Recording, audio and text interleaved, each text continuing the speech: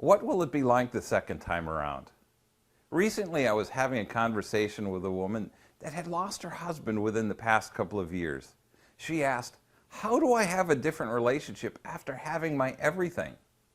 This struck me as a very profound question.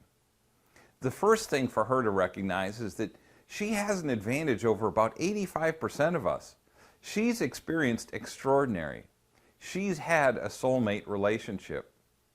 What will make it difficult for her is that she has to come to the realization that no one can replace her late husband.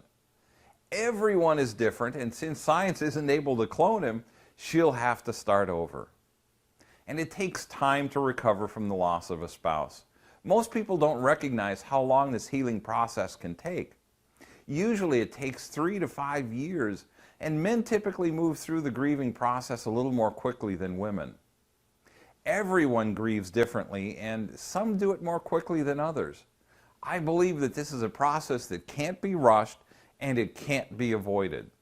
If you try to avoid it or dive back into everyday life due to obligations, you'll be repressing grief that will bubble up in your life in ways that you don't expect.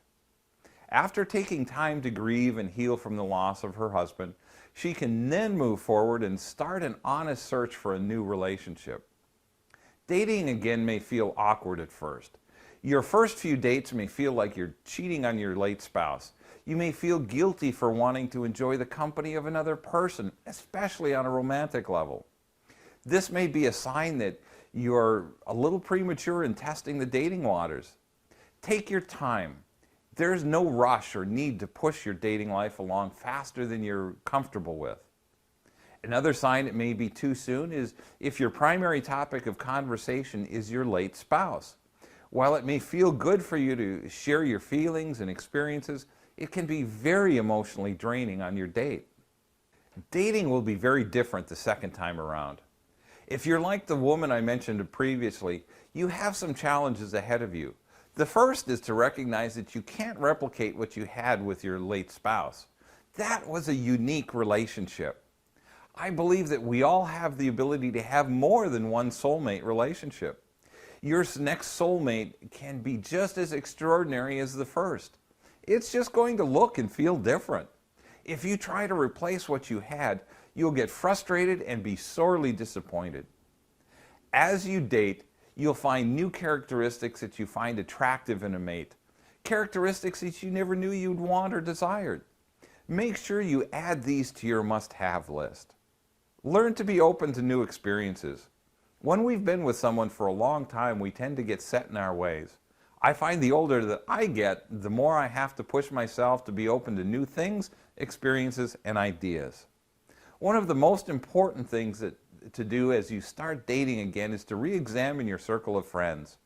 Odds are most of your friends are married. While this is great to have these friends, it can get awkward and maybe even uncomfortable after a while because you're single. You may even notice that some of your friends become a little jealous and protective of their spouses when you're around for fear that you may be hitting on them. This is a great reason to start expanding your circle of friends, even before you start dating. Start connecting with other singles. There can be great therapy and healing in connecting with those that are traveling on the same path as you. You'll discover that you're not alone on your journey. That alone can be a great comfort. Here are the main takeaways this week. After the death of your spouse, take your time getting back into the dating world. It's important to remember that you can have an extraordinary relationship again. It will just be different. Expect it to be different. Cherish the memories and experiences with your late spouse. Don't just make them the focal point of all your conversations as you start dating again. Recognize that it's okay to move on and to find that special someone that can bring you the love and connection that you so deeply desire. I hope today's topic is helpful. Join me next week for Let's Get Serious About Dating.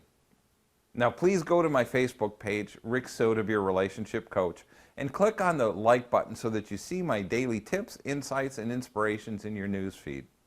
Then join me on Facebook weekly for Monday Mastery, live at 5, where I talk about whatever's happened over the weekend and how it applies to dating and relationships.